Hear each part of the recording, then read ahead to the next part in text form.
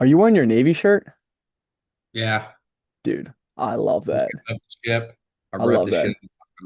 Dude, it's such a shame that Navy didn't make the tournament. Oh my Yeah, gosh. that Boston play was insane. Bro, that was insane.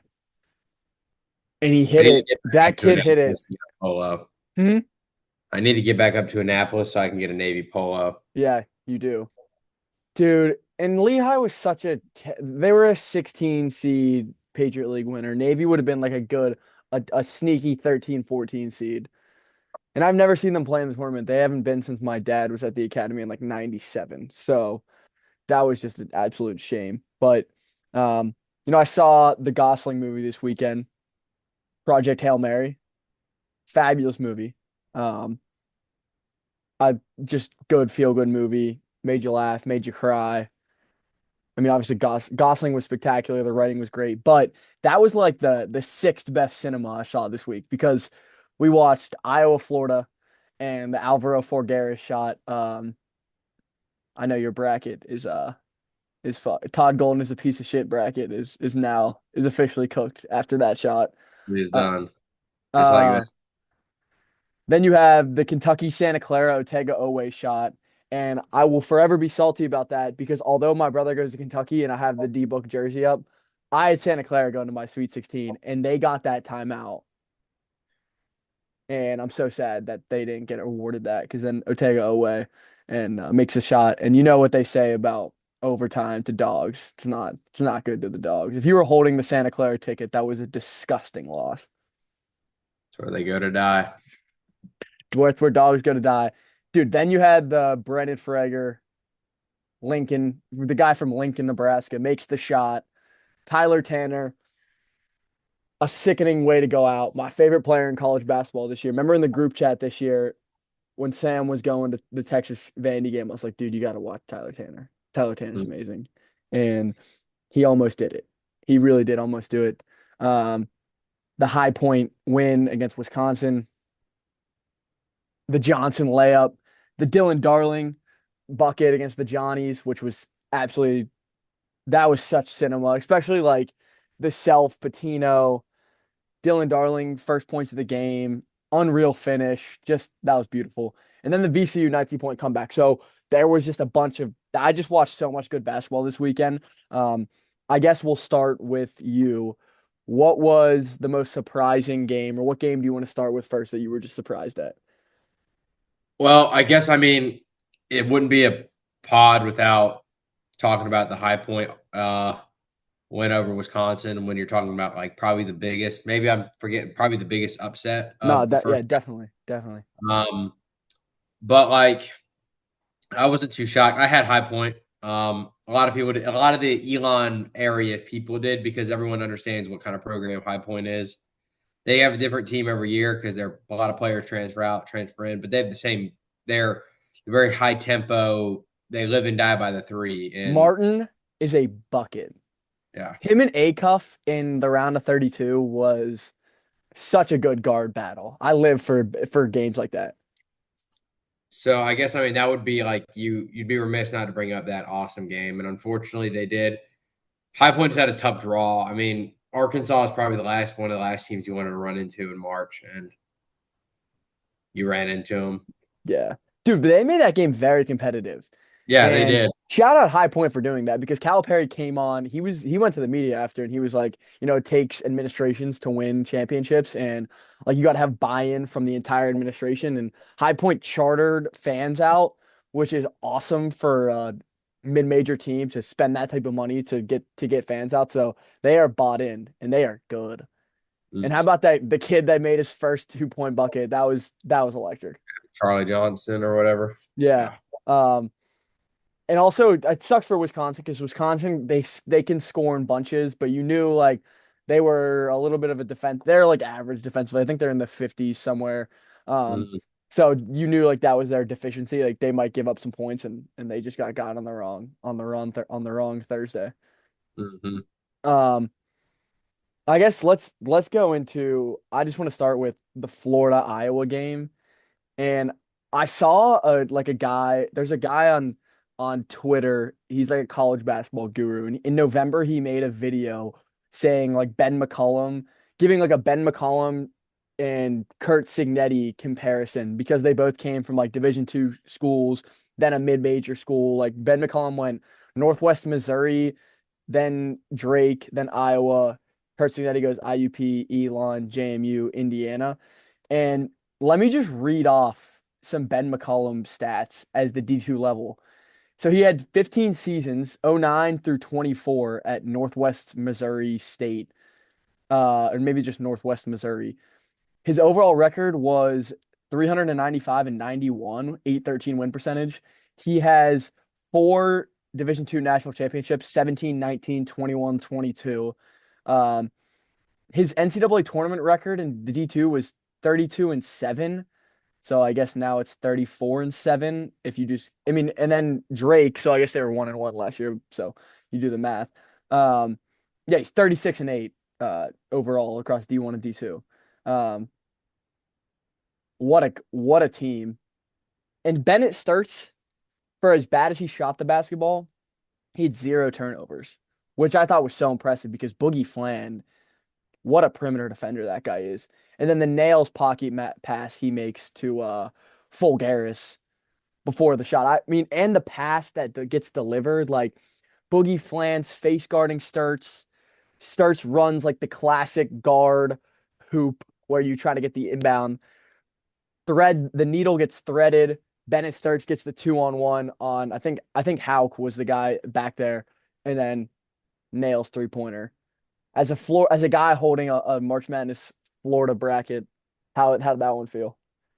Pretty awful. I mean, I don't really understand. Like, I'm not. I mean, I'm not the most knowledgeable basketball person. I don't understand what Florida was doing on that last play. Like, you, I don't understand. Like the thought process behind a full court press, in my opinion. And like, I don't know. I've seen people. I mean, it did suck. I've seen people like do the whole should Florida have fouled, guarantee that they only could make two shots, Yeah, like, and then Golden you talked have about last, that at the end. They like, didn't end and up then doing you have it. your last, like, you guarantee last session because Golden has done that before, like in Hmm. previous games. I just like I wouldn't have done that, but I certainly wouldn't have done a full court press. Like it became essentially a fast break, Yeah, it was. and it was like you had like I don't. But on the other side of the token, it's like you were a centimeter, a Boogie Flan fingertip away from stealing that basketball in the game being over. Yeah, So I guess unfortunate gamble from Todd Golden. you lived and you died by it. But also, I heard SVP talking about this. He was like, guys like Tyler Tanner who get the shot up and it doesn't go in. And Tyler Tanner's at the podium after the game, distraught, like this will haunt me forever. You know what's more haunting, Caleb? What is When you don't even get one up. Is Florida didn't even get one up. And like Yeah, Lee, I understand Lee, like he's flying down the court. You know, the pull up J probably would have been his best shot there.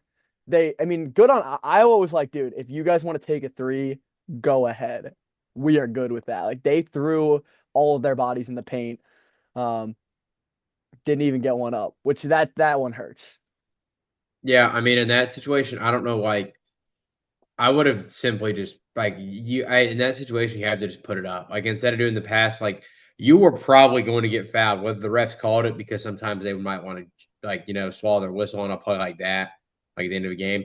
You probably would have gotten fouled going up for that because you had three Iowa defenders in the air, like that you could have drawn contact from, Yes. or like you I'm not going to say it was a guaranteed. A foul definitely would have occurred. I don't know if the refs would have actually called it, but anything is better than an underhand delivery pass when your center is preparing for you to put it up to do like a tip, to tip it Yeah. in. Like Yeah. Yeah. center is not protect Condon, I think is who it was, Hmm. is not expecting you to throw a pass from your waist and hit him in the waist Yeah. Yeah. with zero No. point 0.5 seconds on the clock. Yeah, that was rough. One thing I think about Florida Arch is that, like, dude, their backcourt's good. Like, Fland and Lee are very good. They're just not Walter Clayton. And I always tend to be biased and as a basketball fan and in the late in like tournaments, I want to see like good guard play. Like if you have elite guard play and shot creation from the guard spot, it serves you very well late in late game situations to just like pretty much guarantee you're gonna get a look. You're gonna get a shot off. You're gonna get a look. And like that was the thing with Florida last year was like they had a Walter Clayton. This year they're a little bit more front court driven. And I'm an emotional bracketologist. Like I just bet with my emotions. So disregard my Gonzaga to the finals pick because they had no backcourt scoring. They were strictly a front court scoring team. So I didn't actually practice this in my bracketology, but I do love like that's why I think teams like Michigan State with Jeremy Fears or like Isaiah Evans with Duke, like you got to rely on those guards to get you shots. And at the end of the games, like it's just hard for big guys to create their own shot. And yeah, that's the only thing Florida was missing. And then otherwise beautifully constructed and what a good team. But I think a lot of credit deserves to Iowa there. One of the guys I loved was Tavion Banks, number 6. Dude, he was just all over the place. So I thought he hit a ton of clutch shots in the trees. Um, so yeah, shout out Iowa there. All right, let's go down the list of I gave Arch this was your homework, Caleb. I said I need the most surprising things you saw this tournament, the least surprising, um, the your favorite games you watched, and the ones you're most excited for. So let's start with the most surprising things that happened. We just hit Florida, Iowa. For me, was to see Texas. They lose 5 of 6 coming into the tournament and then they just win 3 games in one week and they look really good. And Sean Miller's an awesome coach.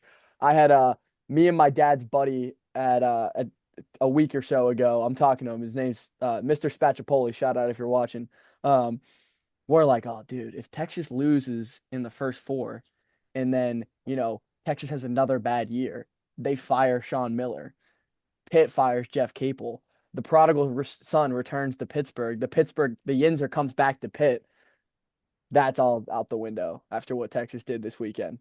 Um, also pretty funny that the new Cinderella is just SEC teams as an 11 seed, whether it was Arkansas last year or Texas this year. But your thoughts on Texas? I'm not gonna say they're that surprising because in 2 of my brackets, I did have Texas beating Gonzaga, but that was solely not I was just not sold on the few Gonzaga games I watched when they're. I mean, most of their games are against Sac State and Portland's in the world, so I don't really watch. But I watch them when they play Santa Clara and St. Mary's and they get whooped. So also biased from last year when they, I mean, just splattered the dogs in the first round. So I actually went against them, but I wasn't too surprised because Florida is a very, like, obviously, or not Texas. Texas. Yeah, sorry, Texas is just an insanely like. I witnessed Georgia play them twice. Well, and then but the game in Austin in their second half, like when they can like when they're on, they're all like offensive wise, they're on. For the 15 minutes of that game, they'd either ended a possession with a missed shot with a turnover or made a basket. They had Yeah, like 45 points in 15 minutes, and I was sold on them as like a team that was. I thought I in the SEC tournament, I thought they would beat Georgia if we played them. Unfortunately, Ole Miss beat them, so then Ole Miss then beat us, which because I mean we're just owned by Ole Miss at this point, but. I wasn't too surprised because Florida does, or not, Florida, Texas does have the playmakers they to. do. They just have enough like top end talent, I think, as well. Also, I just think it's fun. It's great for college basketball that with like the money that's being infused in the sport, all of the European big men that just like instead of playing for Real Madrid in Spain as a 16-year-old decide to come play college basketball has been a revelation for the sport. Because how Voika Titus, nasty. You've got like the guys in Illinois, the guy at Fulgaris who hit the shot. You've got Mira at Michigan. Like you've got all of these European bigs who have just infused college basketball with range in terms of shooting, rim protection, finesse, physicality. They're just so much better than the bigs you're used to seeing, like the classic like American 6'10" bigs that like are still in college basketball and they have their roles, but the European bigs have been a revelation. As in terms of Gonzaga, um, ah, so sad. Like I said, I'm a huge Mark Few guy. I had Gonzaga in my finals. I had Duke Gonzaga. Thought Gonzaga was going on a run.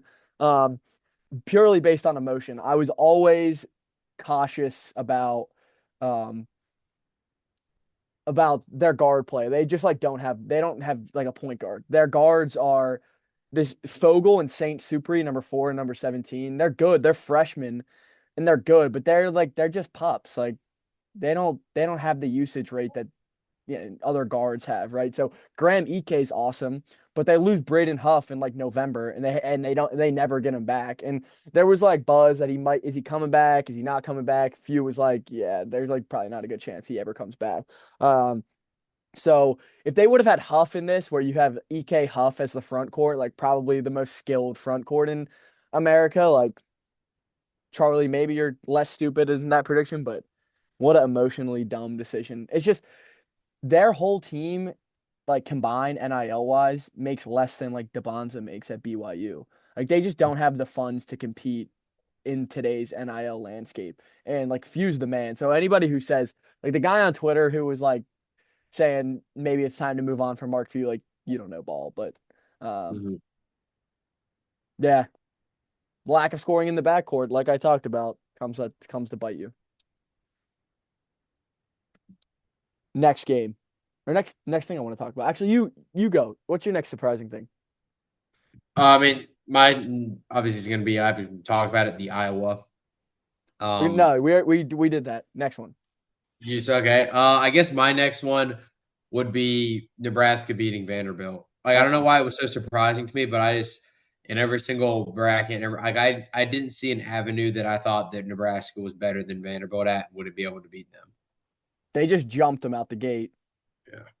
Just got on him early. Also, is Nebraska the first all white? They play a lineup where it's just 5 white dudes. I've never seen that in all of my life in college basketball. And they just shoot the lights out of the ball. It's like for the kid from Lincoln, Hoiberg's son, Sanford, like dude, they're so rangy. Yeah, Nebraska's corn. We'll get to this later, but corn versus crops. I'm so excited for part 3.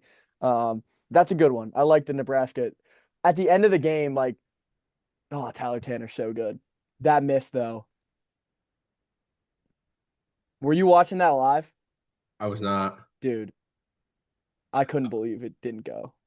Yeah, I saw it right after it, and I was because I was in and out of that game, and I saw it right after it, and it's like because then people are getting to the whole overinflated balls the Yeah, that's a NCAA good one. and like technically if that ball because I wherever that game was at that regional Hmm. um I think it was in like was it was Oklahoma City, I think. yeah, and like that was one of the higher inflated ones, and if it was like a normal, it wouldn't Normal have had as much. PSI.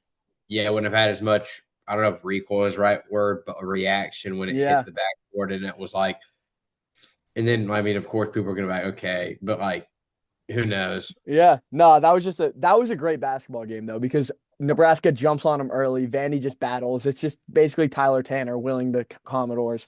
Um, yeah. Okay, I got one for you.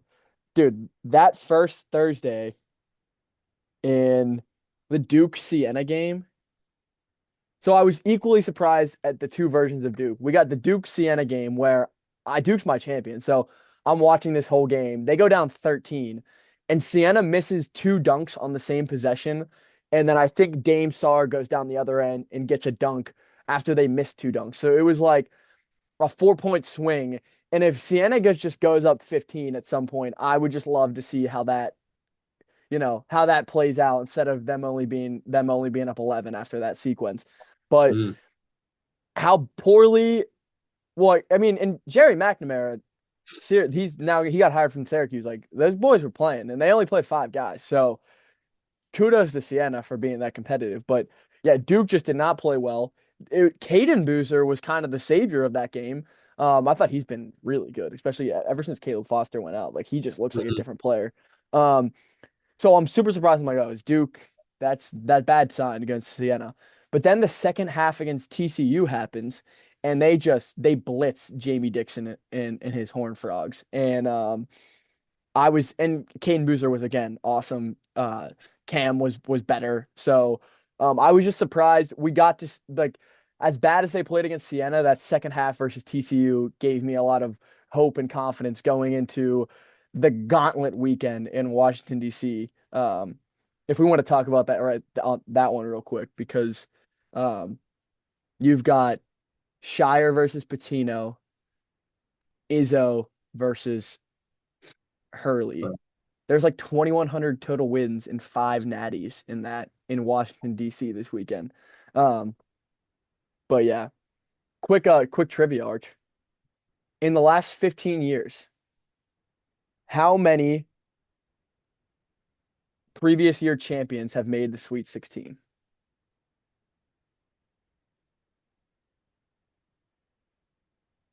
I'm gonna guess 4. One.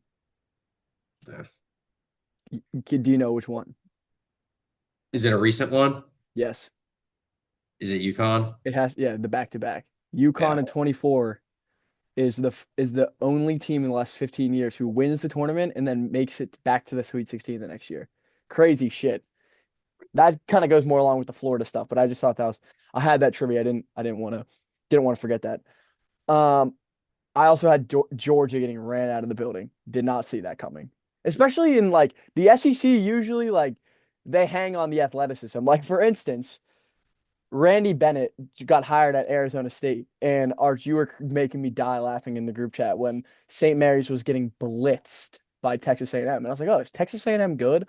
Then they come out the next round and get no. Texas A&M is not good. St. Mary's is just they're fraudulent every year.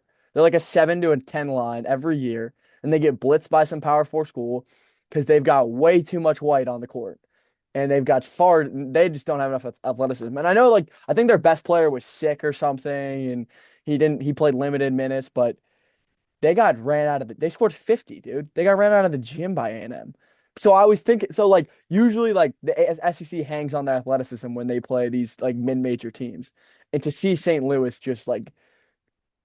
just tear them apart limb by limb and watch them suffocate was crazy. Yeah, I mean it was obviously horrible. Truly a disaster. On all accounts. Yeah, I mean there's probably 1,000 things I could say about the next steps for Georgia because Yeah, I mean what are those next steps? It's um keep the coach, right? That's the back-to-back tournament bids, right? No? in an ideal world I would fire Mike White. And why? I think you've seen it here. You've seen it as prior stops at Florida and the I forget the other places he was at before. He's not a very good tournament coach. And that's the thing at Florida. He made round of 32s, I believe, once.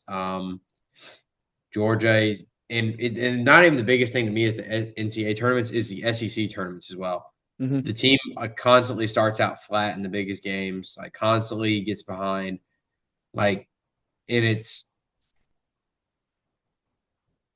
I don't know because if you fire him and you keep the same level of organizational and school buy-in like Georgia does with basketball, which is very like I believe in the SEC, Georgia's like the 13th most funded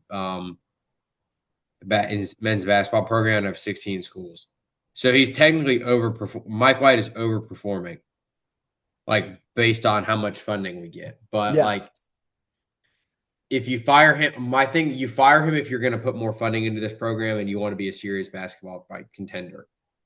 But if you just want to make the round, like you just want to make the tournament every year, like I think Mike White is better than if you fired and just hired somebody else without. If you're going to fire him, you need to like swing for the upper echelon Just and fund. infuse more money. Yeah. Yeah, More buy-in. and I and if would you agree don't with do that. that, I don't think that's if you don't do that, then no, it's not going to matter who your damn coach is.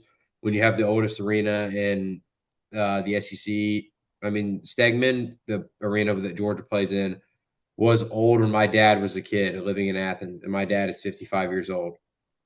Um, like it's I get that. I think you make a good point. I think you make a like, great and point. it's and I just like I don't know. I mean, in continuity in college basketball is at an all-time low with roster retention and player retention. I mean, our best highest scorer of the year is probably gonna he's going to another. Wilkinson is transferring. Wilkins. No, Wilkinson, Oh, The point guard that was from Cal, he's going to oh yeah, transfer.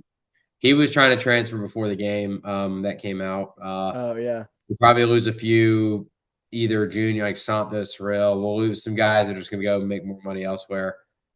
And I mean, I think the story with Georgia is just like the same. I think a lot of schools like have this now where it's like you're constantly this uphill battle with you know the modern landscape of college basketball, and I yeah, just don't think that yeah. they're at that standard yet. All right, next surprising thing was VCU. I mean, North Carolina, like I like Trimble a lot and Henry Vasar. Oh, another European big. That's awesome. And I know Caleb Wilson, like this UNC team is a lot different and their ceiling is a lot higher if they have Caleb Wilson. But when you go up 19 and you have a veteran coach in Hubert Davis, and I like Trimble a lot, I like Vasar, to go to let the A10 man of the year do what he did to you. 34-point performance from Terrence Hill Jr. Shout out A10 man of the year. A10, great basketball conference. Home of the Billikens, of the Dukes, of Duquesne, the Bonnies, who I think does Woj still work for the Bonnies? He's still out there. Um, anyway, but that was super surprising to see UNC lose the way they did. But for all the Hubert Davis hot seat stuff, I say relax, relax. Whenever you have a top five NBA pick on your team for most of the year, and then Trimble missed a bunch of games, Vasar missed a bunch of games, and then Wilson. I mean Wilson, he hasn't played, and a freak thumb injury that kept him from coming back. So I thought, and they had a big win against Duke this year, and I think that's something to hang your hat on. I know UNC fans like, dude, you want more, and that's a terrible game to lose, but I think you have a little bit more faith here. Don't Yeah, make don't make I dumb agree. decisions. I agree. He's actually like the tie. He's a guy that was if UNC was to do that, he would be a guy that like a target for Georgia. Georgia and like other I schools in mean, my any opinion. school, bro. If Hubert Davis gets put on the market, like that's one of the things that you like. If you made the wrong decision hiring or firing a coach, depending on how fast somebody else hires them. Yeah. And Hubert Davis would immediately be on all the top jobs had he get fired. So I don't even think it's like we should be even talking about it. But shout out VCU. Um, and then who'd they get? And then Illinois just kind of got him. Yeah, Illinois is good. Illinois is really good. And Illinois Mhm. just had way too much size for them to compete. Um, okay, let's start with the next portion of the show, which is the least surprising things that happen. Uh, I'll start it off. January, February, Izzo, April. Rinse and repeat, Sweet 16s. How unsurprised were you at Michigan State what they Uh, did? I was unsurprised that if they played Louisville and made it, and if in the, like and make it Sweet 16. But I mean, in my Oh, so we brackets, I I had had South Florida. I had South Florida beating Louisville, and I had South Florida beating. I thought South Florida would have given. Obviously, you can never project what they did in the first, like just in the inability to make a shot until 10 minutes left in the Oh my game. gosh, how bad was that, And, Arch? I also yeah, had them beating Louisville, so and I think that would have been a bad matchup for Michigan State solely because I'm just a sucker for these like mid major schools that like shoot it that well. always remind me of like the Florida Gulf Coast whenever we were like they Yeah, just like high flying like USF's also their best player that was like the AAC player of the year rocks like he's yeah, awesome. yeah, yeah, I forget his name, but yes, I wasn't necessarily surprised. Like if it was somebody going to beat Michigan State, it would have been like a small. It wouldn't have been like a yeah. major school in the first two They're rounds. also I love Michigan State because they're the only starting five in America or that's left in the tournament where all of them are high school recruited Michigan State guys. They've been there Hmm. like they have a ton of continuity. Carr, dude, Fears. Spears had like 17 assists. It was unbelievable. He was throwing lobs to Carr, lobs to 15, lobs to 0. Um, Kohler. I mean, dude, Mm, that Michigan State team, the Michigan State UConn game, I couldn't be more excited to watch a basketball game. I mm, could not be more excited. So if that's all we got at Michigan State, I got another unsurprising thing that happened, and that was BYU not looking all that well, looked all that good. Like mm. DeBon's is amazing. He had 30 plus. He plays his ass off. I think he's the number one pick. I would pick him if I was a GM. I probably wouldn't throw my entire franchise on a guy like Darren Peterson at this point. I think DeBonza is like he has the competitive character that you want in a basketball player. And Mhm. I mean, he's so good in these games. And dude, the Richie Saunders injury has just been a killer for BYU. Once Richie Saunders went out, they just don't have um like auxiliary scoring outside of DeBonza. Yeah, I would agree with that. That's unsurprising. I had obviously we talked about it earlier. I had Texas beating them. I also thought NC State could have beaten them as well. It didn't really matter to me who won that playing game. Yeah, yeah. I didn't have I had them going like to 32 just because I don't know. I was like, maybe DeMonza gets a game, and I wanted to root for DeMonza. A lot of this has just a lot of my bracket is like, oh, who would I rather root for in this game, which leads to Mm. very. I mean, I picked UConn 2 years in a row. I got both those champs right, so my brackets were good then. But most of the time, my brackets are not very good because I choose my rooting interests and pick them. But yeah, unsurprising from BYU. Do you have an unsurprising thing, or do you want me to go with one more? Uh, I guess mine would be, I guess, kind of unsurprising to me was Arkansas. Mm, Like how the ability they were just able to translate how much they were able to score like yep. throughout the regular season into the tournament. Because tournament, a lot of time, like you see some of those like high powered offenses that kind of sometimes they can sputter, and if that like the offensive strength of their team, like if they sputter just enough, like you can get beat, and their offense, like I forget how much they put up versus Hawaii, but I mean they put up 91, I believe, versus High Yeah. Point. Like, Hawaii like doesn't switch on defense. Ooh, yeah, bad day. Darius Acuff isn't gonna. You're not. You can't do that. yeah. Wait, who does Acuff remind you of when you watch him play basketball? And let me you actually go. Who does Acuff remind you of? I keep seeing a bunch of people. There's like, well, I mean, you see it on like Twitter and social media. Personally, I've never been like the biggest, but like when you watch like highlights, and obviously I wasn't alive to watch, or I was, but I wasn't old enough. Allen Iverson is somebody that people always say like I think it might be his what he wears and like, Yeah, but he's got the retro hooper drip with like the yeah, sleeve, long shorts. He's yeah. awesome. But I've seen him. That's probably one I would say the most that he reminds me of. I'm sure there's probably one that I'm not thinking of. Yeah, I like don't I he's so awesome. Like he's such a good athlete. He's so fast. He the way he shoots it, like his catch and shoot is like 48%, and his off the dribbles 40%. And when you're catching and shooting at 48%, that means like that's like it's very mechanical, it's robotic to catch and shoot. Off the dribbles like being in rhythm. So a lot of the times like guards are better shooting in rhythm because like off the dribble just because they're more in rhythm. But if you're mechanically shooting 48% on the catch and shoot, that just means like your form as a shooter is so repeatable and it's so fluid when you watch him. He's so damn fluid. And he's like he picks his spots. He'll go on a 7 point run by himself, then he'll just play in the pick and roll and make all the right reads for the next 5 minutes. Then he'll just go in transition. He's not doing a ton on defense. That's one part of his game that's average at best. But in the NBA, you can scheme. He's got like defensive traits. Like he's fast. So defensive coaches can like scheme in like, oh, at least he's fast. Like we'll scheme to his strengths, make him like we can hedge and recover or whatever defensive scheme you want to implement because Darius Acuff is, you know, he's fast and he has like traits. He's not like Luka Doncic on defense where he's not fast, he doesn't try. I mean, I guess he's big, but you know what I'm saying? So Acuff, like his defensive liabilities, like I that doesn't scare me because he's unbelievable. Dude, the only guy I never watched AI. I was too young.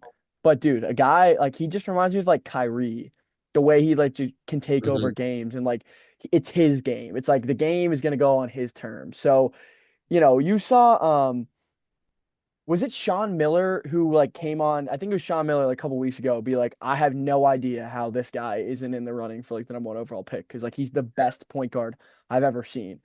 I think if I think he's like the third best prospect, and I like Boozer a lot, but you don't see like superstar level A plus potential in like Cam Boozer the way you do Acuff, in my opinion. Hmm. Any thoughts on what I just said? No, I mean I haven't gotten too into the weeds of like NBA draft, but I mean you've slowly seen like A Cup stock rise like throughout the year, and then you've really seen it because I feel like he's really found his groove as of like the last month or two. Like Yeah, I think Arkansas as a whole, they kind of sparked 2 months ago, and then with that, it was kind of he was the catalyst of that. yeah, So I don't know, Boozer like I hate the word use the word like boring as a prospect. He's like very solid at like a lot yeah, of things. yeah. He's a boring He's like prospect. he's like the boring prospect to me. Yeah, And like he's probably going to be a 15-year NBA no veteran, doubt. like a Oh 10-time yeah, All Star. Like, but like he's probably all around like he. If your GM just wanted to keep your job, you would probably draft Boozer. yeah. But if you Or if you want were a like GM who like already had two studs and you're like, we just need a guy that like gives us 15 and 10, like that's your guy. But if you're a yeah. team that like if you're a team that has no superstar, like Darius Acuff is something I've never seen on the basketball court as a point guard. Like the only guy I remember seeing and being like, wow. And this guy kind of fell in the draft was Steph Castle, like at UConn, where you're like, oh, this guy's nasty. Like, what are people looking at? Mhm, Like I Acuff is truly the most fun basketball watch I've ever seen in college basketball. He's mhm, unbelievable. That game against Arizona is oh dude, in the game against Arizona, he's playing against Braden Burries, who I love. I love. I think his stock's been going up as the season. He'll probably be a top 10 draft pick. You have Braden Burries, and then you have Jaden Bradley. I think it's Jaden Bradley. I don't know if Jaden might not be his first name, but Bradley, number 0 on Arizona, who's like their senior guard leader. Like the guard play in that game is out of this world good. Um, sorry mhm. for salivating about guard play, but fuck, I love me some Darius Acuff. I love me some Darius. He shoots 55% like at the rim as a 6'2 guard. Like that doesn't happen. And he shoots 40% from three. 40%. Sorry. He averages like 5 assists a game. Yeah, he's really good. Okay. Then I'm glad I got my Acuff stuff out. Okay, another unsurprising thing. Clemson, uh, they literally do the hockey sub where they bring in 5 new guys. And I've never seen the hockey sub translate very well onto the hardwood. Um, so I was, the hockey sub in mid-March usually doesn't work for basketball teams. So I was very unsurprised by their early exit. Yeah, they kind of suck. That's kind of like ironic for me to say as the Georgia Bulldog fan, but like they do suck in my opinion. Like they're just a very solid ACC team, but like I don't they just don't have it. Yeah, no, they don't have it. They don't have it. They And don't like have they it. almost beat Iowa still. Like they was a pretty competitive Yeah, it was game. competitive. But they're Then always Iowa just goes competitive. and beats Florida. So like Clemson, like that coach, he's so good at just making them like competitive. That's what they mm, are. They're competitive. I don't know what their basketball spend is. I'd love to see that. I don't know if they're in the top like 10, like top like 8 in the ACC. Like I wonder what their basketball spend is because like that might be a guy that's overperforming for spend, but yeah. I don't know. So, because like historically you don't think of Clemson as like a basketball school. Like in the ACC, it's like obviously um, you got like Duke, North Carolina, Louisville's always like spending. I mean, all the Kentucky schools spend a lot of money. So I Mm. don't know. Well, that's conversation for another time. Okay. Um, what was your actually we already did the favorite watch stuff we talked about. I feel like we did a good job. You got anything else on the first weekend? No, I was gonna say my favorite watch, like if I had to pick one, would be without a doubt the High Point, Arkansas, Oh, or really? High Point, Wisconsin. Like to Okay. start, like second game of the tournament, just like one that rocks. Hmm. Same time as the South Florida Louisville game was getting really good at the end. Like that was an Yeah, awesome. just a That was good an viewer awesome. experience. That was an Yes. awesome like 20 minutes viewer experience. Yes, on the double TV. Yes, Yeah. you're right. I would just go. I think my favorite game was St. John's, Kansas. The Hmm. Dylan Darling, like especially they were like Kansas had fouls to give. So when St. John's had 11 seconds to get a shot off, but then Kansas got the foul three different times. So there was like 4 seconds left. Dylan Darling, who hasn't scored all game, gets to the cup. Great finish. Patino and Self, like two of the best ever to do it. So that was cinema. So that was my favorite watch of the weekend. Okay.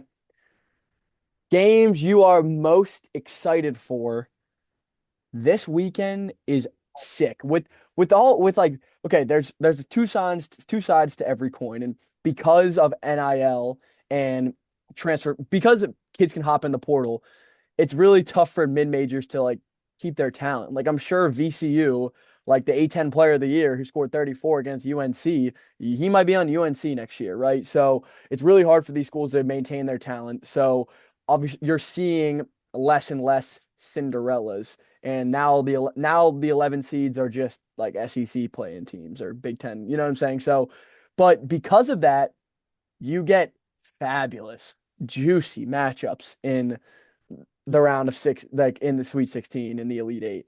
And so let's highlight some of our favorites.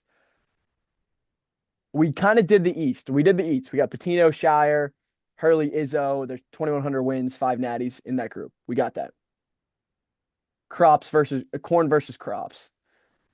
They split the regular season. You've got two ascending young coaches, Ben McCullum, Fred Hoiberg. Didn't know Hoiberg played in the NBA. That's pretty cool. And his son's on the team. This game, in terms of fan bases, could not be more electric. The Vanderbilt game was that had to be one of the best round of 32 environments ever in Oklahoma City. They were nuts, the Cornhusker fans. So corn versus crops should be awesome. I think Bennett Sturts is going to play a lot better in terms of just shooting the basketball. You would think he was like 0 for 9 from three against um, Florida. He didn't shoot the ball particularly well against Clemson either. So I think this is going to be a big Bennett Sturts spot. I can't wait for corn versus crops part three. Yeah, I mean, I'm not the biggest. Admittedly, I'm not the biggest Big Ten basketball watcher of these middling teams. Not middling, but like there's not the upper echelon of the Big Ten. Yeah, But I'm excited to that because obviously their football matchups are always great, and like you yeah, said, fan base buy-in and support. Like seeing this in March Madness is probably ESPN was like obviously they're probably very happy that this that this is the matchup. yeah. Okay, what's your favorite matchup? I can't wait to see Arkansas, Arizona. Those Mm, were two of my teams that I was like, if Arkansas was not in the region with Arizona, they probably would have been in my Final Four. like if Arkansas was in the East, would you have picked them against Duke? Probably, I think. Because I mean, spoiler alert, I have St. John's over Duke. So I was honestly looking for any team to take over Duke. That I hate Duke. I love But Duke. I love the Dukes. but those are like my so Arkansas, Arizona. Like I said, horrible. I hated that. Also, I mean, I'm just gonna say like the St. John's Duke. I know we talked about that. That'd be my favorite game to watch on Friday. Just like I mean, this is an awesome game. Like, and I get Dude, that both of those are like 6.5 point spreads, 7 point spreads. It's not going to be that close. It's yeah. not going to be that big of a margin, in my opinion. Touchdown spreads in basketball. That's still competitive. That's okay. Touchdown spreads can happen. Um, the that game is gonna be so physical. When St. John's plays, they foul so much that you just can't call everything. Like they Hmm. are I love watching the Johnnies. They box out like hell. They crash the glass. Like they put bodies on the line. There's like a possession in the Kansas game where number 17 on St. John's, who's like their, you know who that kid is? He's like albino or like mixed. Yeah. And like he comes in, gives him like 15 minutes, plays hard as hell. There's like a 3 minute stretch where his shoe falls off and he can't put it fully back on. So he's like shuffling around the court and he's flying around and like playing defense, getting up to the level of the screener, pushing everybody, elbowing, and literally one of his shoes is like not on the correct way. And Mm. that possession encapsulates what Rick Pitino basketball is. Like it is pure relentlessness. But the thing Mhm. about like Duke is their defensive personnel is fucking insane.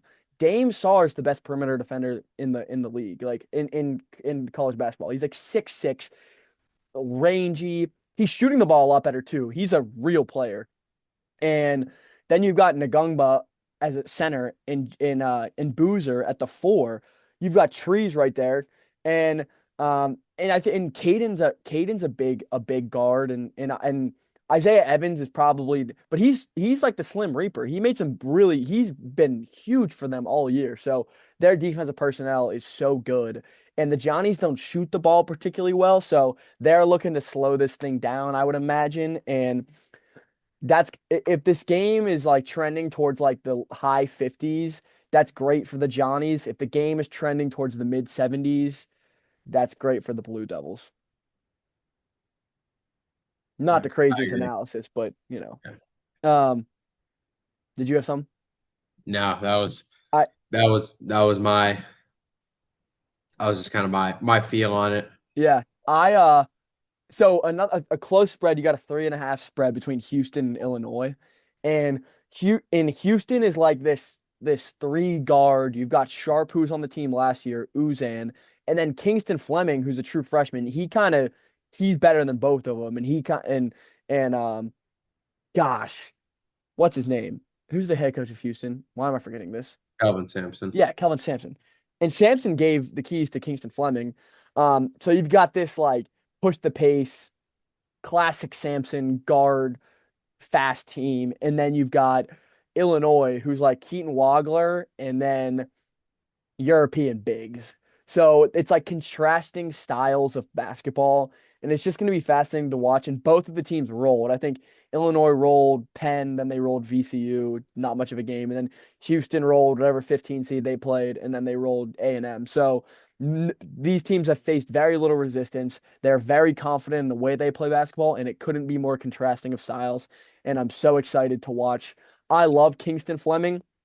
Early in the year, I thought he would be a sneaky candidate to be the first like guard off the board. If you're counting like I don't know I mean, I guess Peterson's a guard, but the point like first like point guard off the board. I think Acuff has played his way into that. That's he's gonna be, but Kingston Flemings is damn good. He is damn good. So Flemings will take some last. I think this could be a Flemings moment this weekend. That was something I predicted on the document. I said Kingston Flemings moment in waiting this weekend. Mhm. So I'm excited for the Houston Illinois matchup. Yeah, I agree. I mean, that was one that like I don't know. I just took Houston every single time because I just like Houston's always inevitable to me. Yeah, Kelvin Sampson, their ferocious defense, like they're inevitable. So Rick Barnes in the. I just want to shout out Rick Barnes for getting the you know Tennessee into the Sweet 16. Shout out Colin Foley. Iowa State huh? I'm sure he watched a lot. Yeah, I'm sure he was locked into those basketball games. Um, but yeah, shout out Rick Barnes. Don't have a ton. I mean, I'll watch this game. It's a 10-10 tip. So late cap. So and then the Alabama Michigan game. Alabama, corner three. You better be hitting those corner threes all day because that's a 10-point spread and this could get ugly quick if they don't shoot the ball well. But that's pretty much all I got, Arch. Thanks for coming on the show. Yeah, absolutely. As much as I love college basketball, I'm not the greatest at the getting the real in the weeds about it, but It is awesome. It's the best time of the year. Nothing like it. Hmm. We got the Masters coming up soon. If listeners didn't know, tell the viewers what we released via Substack today. Oh, Charlie Mills Substack, and then I am tagged in towards the end of that. A fixer upper on the NCAA, which dives into some problems in the NCAA that we've seen and how to fix them. I think it's a good, probably 10 to 15 minute read. Lengthy Um, read. You got to sit down for it. Sit down, maybe have tomorrow morning, Coffee, next day, coffee, lunch break. Just need something to look at while you're scrolling at the desk, because so a you lot can of switch over whenever your boss is coming by. Like no you can doubt. check that out. And also it's something that it keeps you, especially as and when March rolls around and they're talking about the draft starts ending and May, all of a sudden it's May, we're talking about football again, spring ball's ended. People are going to be talking about the portal and how to fix it. And you're going to want to be informed. And when you're having these casual conversations with coworkers or friends or Oh, family. So what? perfect timing. Hubert Davis just got fired. No fucking Yep. chance, bro. He Live, will return as North Carolina's head coach. dude, okay, let's do this really quick. North Carolina, their administration better be they better know what they're doing. They better be very, very, very careful. They tried to move the Dean Dome. So the Dean Dome where they play basketball, it got built in 86 after Jordan left, and it's been there forever. It's like 30 years. A lot of history there. But it's old and they have no I've been there twice. I watched a Pitt game and an Elon game. There's no luxury boxes, right? So I was reading an article on The Athletic. So there's no luxury boxes, so they want to move the stadium. And they, without consulting any former players or alumni, they decided they were going to move it like 3.5 miles off campus and start building there and build like a luxury box, whatever. And people got wind of that. Like somebody, like Jordan and all the UNC alumni got like wind of that, and they started raising hell. And they're like, "You can't do this." Then they made it public, and all the North Carolina fans are like, "You can't do this. You can't like you can't take the most prized, the thing we love the most off campus." And so now there's like three options. They either redo the Dean Dome, which would cost a lot, and they wouldn't be able to put as many luxury boxes in, so they wouldn't recoup a lot of the revenue. Okay. So you either fix the Dean Dome, move it 3.5 miles off campus, and you build it to the exact scale you want it to. That would maximize revenue. Or build it like a mile on campus, but in like a mile away from the Dean Dome. And that's like what people want to do. And Mhm. now the administration was already like full. They were already doing they were already going 3.5 miles off campus. But now it's like back to a vote or something. So they better be very, very careful because if you take Pitt did this in 2000, and Pitt athletics has never been the same since moving the Pitt football stadium. They demolished it and they moved into Heinz Field, which is 20 minutes away from Oakland. And Pitt football has never been the same. The campus has never been the same, and the fan support has never been the same. Be very wary of what you do when you move venues off campus. If I was North Carolina, I would tread very lightly. And then to make a very emotional decision, if you would have told me in late February or whenever they beat, so I guess not late February, in February, when they beat Duke and the Trimble hit the three, if I would have told you a day later, hey, after this year, Hubert Davis is getting fired, you would have said, Probably you're lying. you're fucking crazy, Yeah. you dumbass. Why would you do that? I'm just saying, whether it's the venue move, like a very emotional firing of a coach, and maybe they've got like some wizard ready to go, but watch how fast Hubert Davis gets picked up. Wow.